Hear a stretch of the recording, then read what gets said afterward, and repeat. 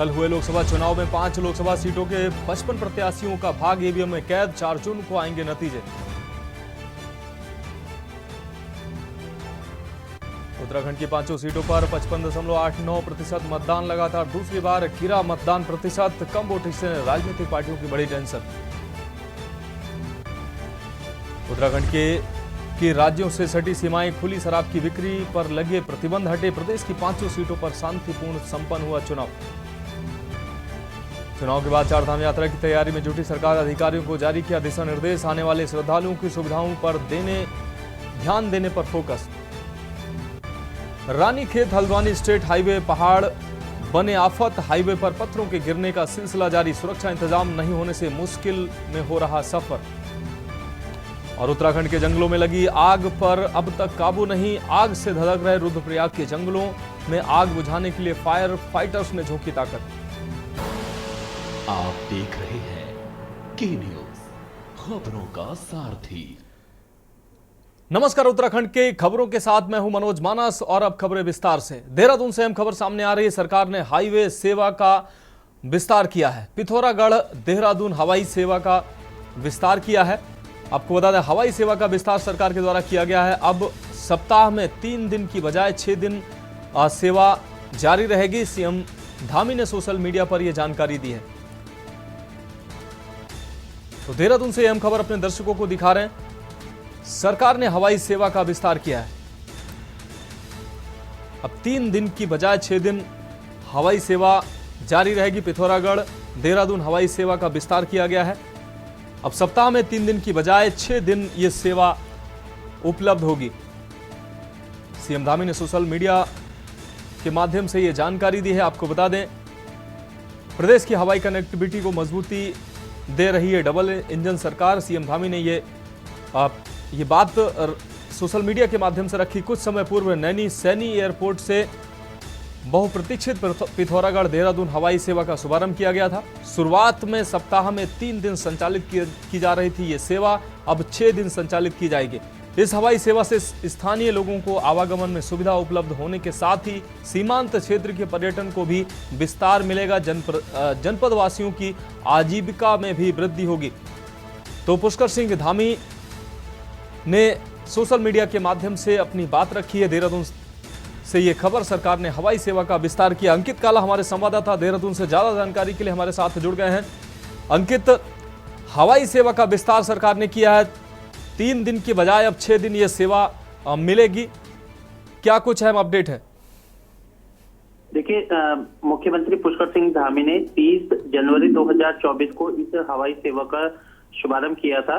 और पहले सरकार की योजना थी कि इसे सप्ताह में 3 दिन चलाया जाए, लेकिन भारी डिमांड की वजह से और इसके अलावा पर्यटकों की भारी संख्या को देखते हुए सरकार ने अब इसे सप्ताह में 6 दिन चलाने का निर्णय लिया है। सरकार का उद्देश्य है कि एक और जहां पर्यटकों की संख्या लगातार बढ़े, जिससे कि रोजगार के अवसर बढ़ सके, इन सब चीजों को देखते हुए सरकार हवाई सेवा का विस्तार कर रही है।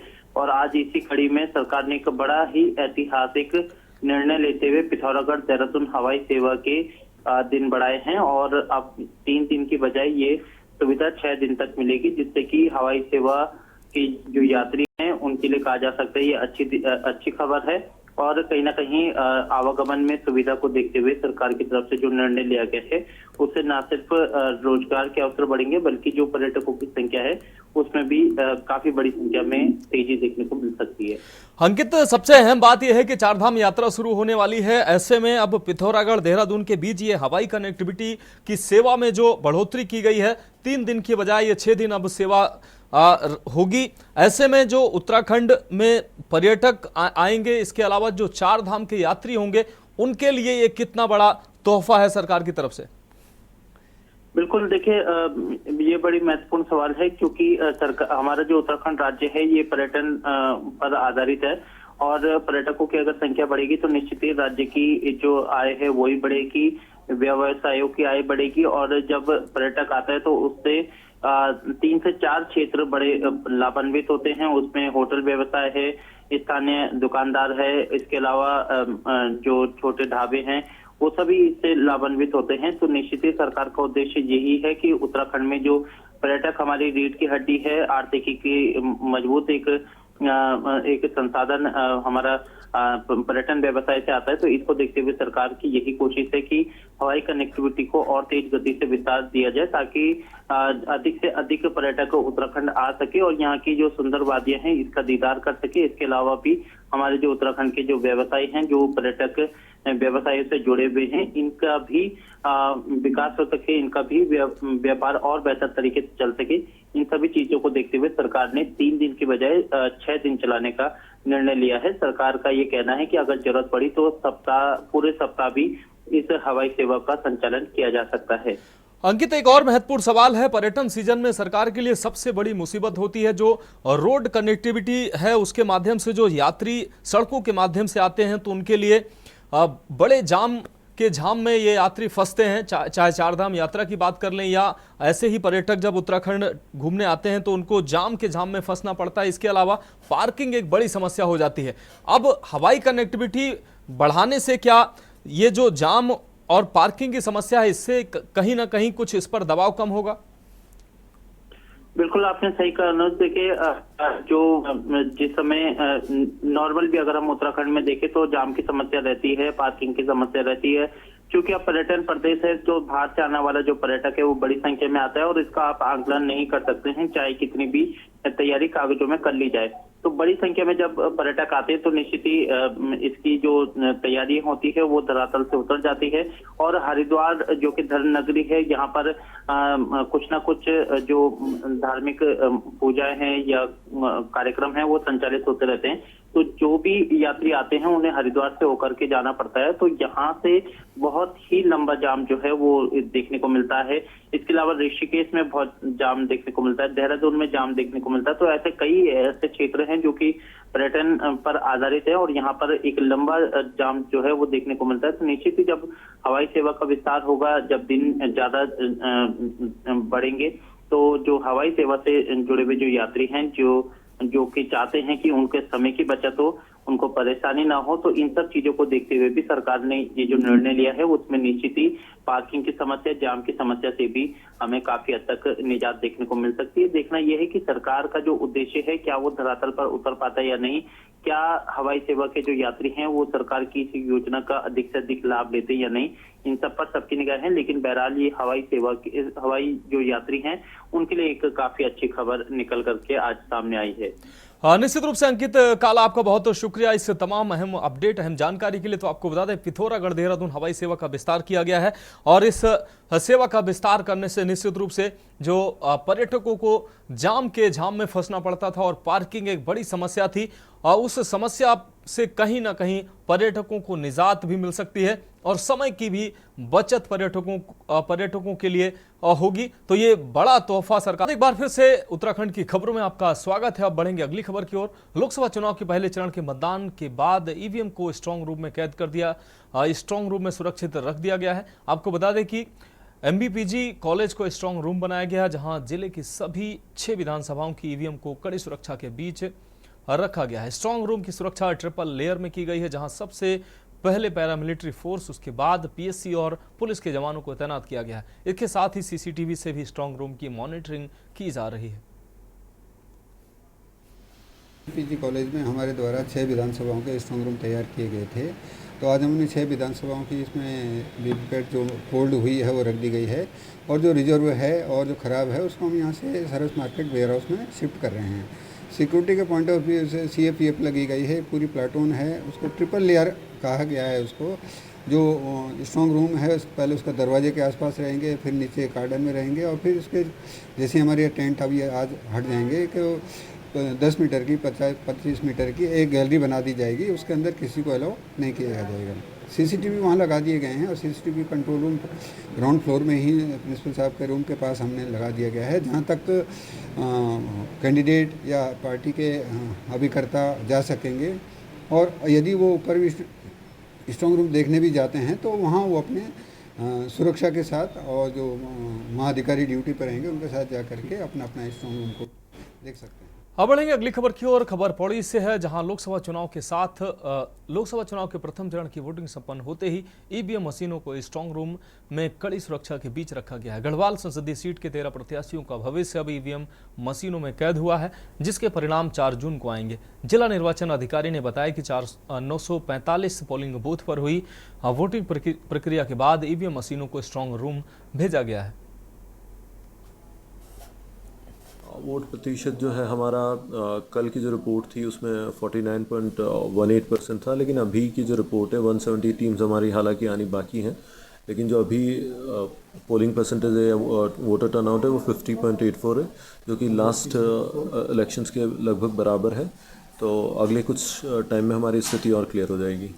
सर, इसमें कई बूथों में वोट निकला, लोगों ने बहिष्कार किया, इसकी जानकारी दी? इसमें बहिष्कार हमें लगभग 50 बूथों के बारे में पहले पता था और उन पे लगातार उनसे बातचीत करते हुए उनकी जो मांगे थी या उनके जो इश्यूज़ थे उनको एड्रेस करने का और उन्हें सकारात्मक रूप से समझाने का प्रयास किया गया था। इस कारण से हमारा बहिष्कार 50 जगहों पे नहीं हुआ, लेकिन 2 पर्टिकुलर प्लेसेस थे जहाँ लास्ट मिनट पे उनके द्वारा ये कहा गया और वो मतदान प्रतिशत कम रहा है, बहिष्कार जैसी स्थिति नहीं। अगली खबर लक्सर से है, जहां लोकसभा चुनाव में मतदान प्रक्रिया संपन्न होने के बाद कई प्रत्याशियों के कार्यालय पर ताला लटका हुआ है, तो कुछ के कार्यालय भी खुले हुए हैं। कांग्रेस कार्यालय पर बाकायदा पदाधिकारी कार्यकर्ताओं के साथ बैठक करके अपनी जीत का दावा करते नजर आए। कांग्रेस के प्रदेश सचिव व कांग्रेस के वरिष्ठ नेता धर्मराज चौहान ने कहा कि इस बार हरिद्वार की जनता डबल इंजन की सरकार से परेशान है, इसलिए उन्होंने कांग्रेस प्रत्याशी को जमकर वोट किया और उनकी जीत निश्चित है। हरिद्वार के जो कांग्रेस के पदाधिकारी हैं बहुत ओजस्वी हैं, काम करने वाले हैं, जिन्होंने तहदिल से अपनी पार्टी को जितवाने का काम किया है।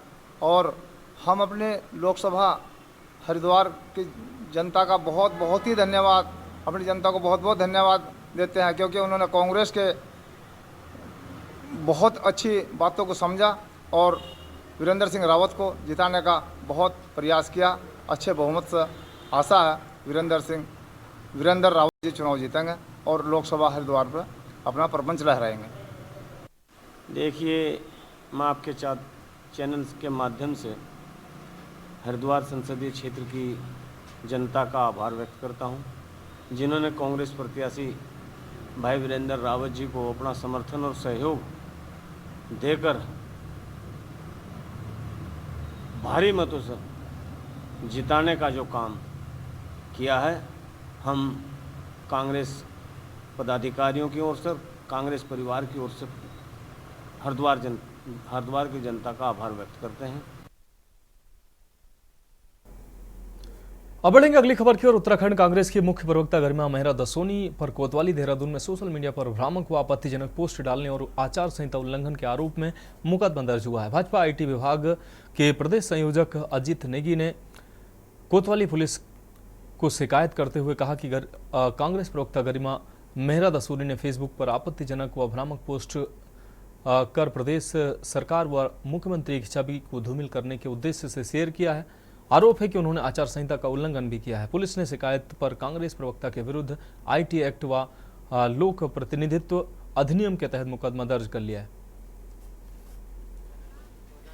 खोद कर भी भारतीय जनता पार्टी को मेरे खिलाफ कुछ नहीं मिला और लगातार ये बात मेरे संज्ञान में थी कि वो मेरा कोई लूप होल खोजने की कोशिश कर रहे हैं, मेरी ज़ुबान को बंद करने के लिए, मेरा दमन करने के लिए कोई ना कोई प्रयास वो करने की कोशिश कर रहे हैं।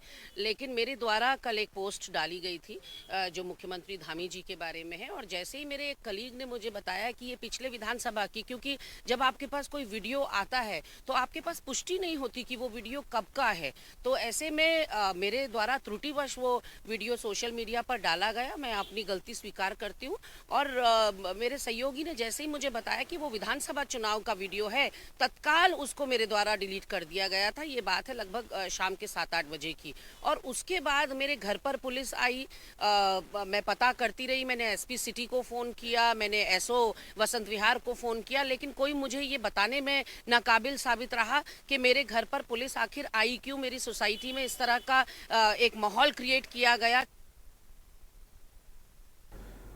अगली खबर लक्सर से है, जहां पंजाब के संभू बॉर्डर पर चल रहे किसान आंदोलन का असर चौथे दिन भी देखने को मिला है। किसान आंदोलन के चलते 6 से अधिक ट्रेनें रद्द रहीं, जिसके चलते यात्रियों को खासी परेशानियों का सामना करना पड़ा। आपको बता दें कि श्रीगंगानगर से ऋषिकेश एक्सप्रेस, अमृतसर जनशताब्दी एक्सप्रेस, जम्मू तवी से कानपुर सेंटर, ऋषिकेश से बड़मेर लिंक एक्सप्रेस, हुजूर साहिब से अमृतसर, सचखंड एक्सप्रेस पुरानी दिल्ली से कई ट्रेनें रेलगाड़ियां रद्द रहीं। इसके अलावा कई ट्रेनों के रूट को भी डाइवर्ट करना पड़ा।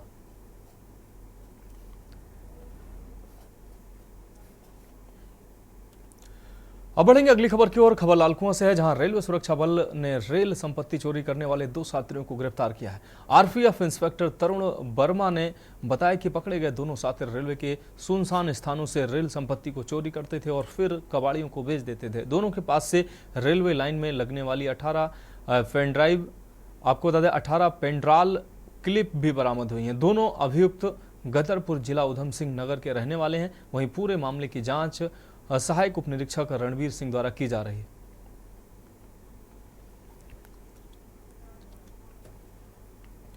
अगली खबर लक्सर से है, जहां लक्सर समिति पर लंबे इंतजार के बाद आखिरकार यूरिया खाद के मात्र 3500 बैग की लक्सर गन्ना समिति तक ये पहुंची है। किसानों को सूचना मिलते ही गन्ना समिति पर सुबह से ही आपाधापी मच गई और किसानों ने आरोप लगाया कि उनकी डिमांड के अनुरूप उनको यूरिया खाद में नहीं मिल रही है, जिससे किसानों में सरकार व समिति के प्रति नाराजगी देखने को मिली। मैं कह रहा कि 2 योजना से खाद की बड़ी शॉर्टेज है जी। यहाँ 2000-2500 बोरे आया, वहाँ पे 10,000 हो गई। कि सरकार भी दवाई कर रही कि किसानों की दुगनी आय करेंगे, ना दुगनी आय हो रही, ना खाद की पूर्ति हो रही। किसान बड़ा पीड़ित है किसान, और इसके बारे में सरकार कुछ सोच नहीं रही, ना दान कर रही। सर गन्ने में खाद चाह रहा था, धान में भी चाह रहा खाद, इसलिए किसान बड़े परेशान है। सरकार कह रही दुगनी आय होगी, दुगनी आय हो ही नहीं। डाई लेने के लिए डाई है ही नहीं यहाँ पर। गन्ने की बुआई के लिए, गन्ने की बुआई के लिए परेशानी हो रही है बहुत ज़्यादा। फिर आप कैसे करोगे? बस जैसे वैसे बिना खाद के क्या करें? क्या बताया उन्होंने? जेपी है ही नहीं, कुछ नहीं। डाई का ना कर रहे, बिल्कुल हाई नहीं करते, डाई हाई नहीं रही। अगली खबर लालकुआ से है, जहां कोतवाली क्षेत्र में चोरी की घटनाओं को अंजाम देने वाले पति पत्नी को पुलिस ने गिरफ्तार कर लिया। घटना की जानकारी देते हुए सीओ संगीता ने बताया कि पूर्वी दिल्ली के निवासी मोनेंद्र सिंह उर्फ निक्कू और उसकी पत्नी अनुष्का को पकड़ लिया गया है और सख्ती से पूछताछ जारी है, जिसके बाद दोनों ने अपना जुर्म कबूल लिया है। संगीता ने आगे बताया कि दोनों ने कपड़े की अस्थायी दुकान खोली थी, फेरी करने के बहाने आसपास के घरों की रेकी करते थे और जिन घरों में ताले लगे दिखते थे उन्हें रात्रि में अपना शिकार बनाते थे। घटना के दौरान मोनेंद्र की पत्नी बाहर निगरानी करती थी, जबकि वह खुद घर में घुसकर चोरी की घटना को अंजाम देता था। देखिए, हल्दूचौर दुर्गापालपुर परमा के रहने वाले चंदन सिंह बिष्ट द्वारा बताया गया था कि जब वो 10 अप्रैल को अपने रिश्तेदार के घर गए थे, वापसी में 13 अप्रैल को जब आके घर में देखा तो कुछ सामान उनको नहीं मिला और जो सारा सामान तितर बितर हुआ था। तो इस सूचना पर उनके द्वारा बताया गया कि घर में कुछ ज्वेलरी, कुछ सामान और कुछ लैपटॉप, ATM आदि उसके घर से चोरी हो गया है, जिस पर हमारे टीम के द्वारा थाना चौकी हल्दूचौर के इंचार्ज को टीम प्रभारी बनाकर हमारे द्वारा विभिन्न CCTV कैमरे खंगाले गए, ATM वीडियोस देखे गए, जिसके आधार पे हमने एक व्यक्ति को पहचाना। व्यक्ति के साथ उसकी वाइफ जो अनुष्का है उसको भी पहचाना। उन दोनों के द्वारा इस घटना को कारित किया जा रहा था। जब ये पता चला कि ये लोग यहाँ पे लालकुआं में रह रहे हैं, किराए के मकान में, दिल्ली के निवासी हैं और इसी आधार पे ये लोग एक ठेला लगा रहे थे, रेडी का, जो कपड़ों की दुकान लगाते थे और शाम को ये क्षेत्र में जाके रैकी करते थे। रैकी करने में जो भी घर इनको बंद मिलता था उसकी फोटो खींच के ये लोग उसमें संबंधित जिस प्रकार की औजार उसको तोड़ने में लगते थे वो औजार ले जाके राजू और चोरी।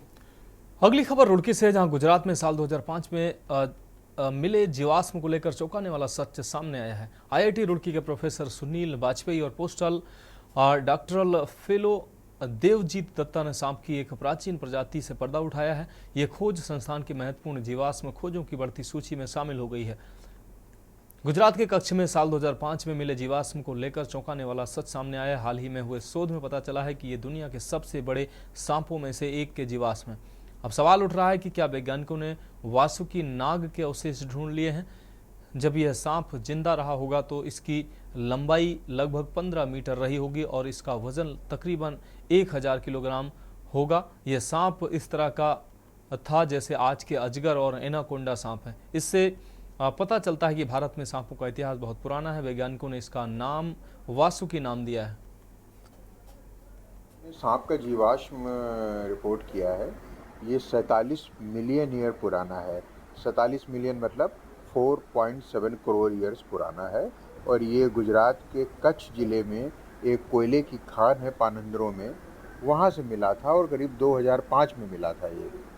इसकी पढ़ाई अभी हम लोगों ने पिछले साल ही शुरू की थी और तब हम लोग इस नतीजे पे पहुँचे कि ये एक बहुत विशालकाय सांप के जीवाश्म है, रीढ़ की हड्डी है और ये इसकी जो लंबाई है वो मैक्सिमम करीब 15 मीटर तक की हो सकती है। तो ऐसा है कि ये जो जीवाश्म हमें मिला है जिसका नाम हमने दिया है वासुकी इंडिकस, ये करीबन 5 करोड़ साल पुरानी है और जो मेन जो पॉइंट्स हैं हमारे रिसर्च के, उसमें एक तो इसकी जो विशाल आकार है, हमने अलग अलग इक्वेशंस यूज़ करके हमने ये निकाला है कि वासुकी इंडिकस का जो लंबाई था वो करीबन 15 मीटर था।